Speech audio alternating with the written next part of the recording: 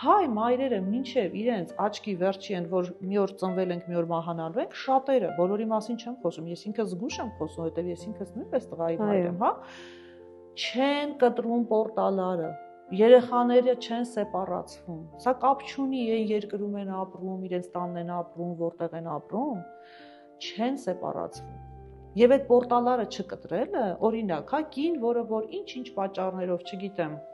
այն ավանդույթներից ելնելով ընտրություն է կատարել, սիրելով չի ամուսնացել, այդպես էլ ամբողջ կյանքը ինքը չի հասկացել, թե դա ինչ էմոցիա է, ճնշված է եղել այդ էմոցիաները, հա, մենակ ֆիզիկական բռնության մասին չենք խոսում։ Եվ այս կինը ունեցել է տղա, վերջ, ամբողջ ֆոկուսը այդ տղայի վրա։ Հիմա այս տղայի անձնական տարածքը տեղ որտեղ կարող է լինել։ Հետո էլ հələ մի այլ մեղքի զգացում, բա ես քեզ պահել եմ, բա ես քեզ մեծացրել եմ, բա դու, բա եւ ու գնաց, այս շղթան գնաց, այսինքն անառողջ հարաբերություններ են։ Եվ այստեղ հայտնվում ենք ծուղակում։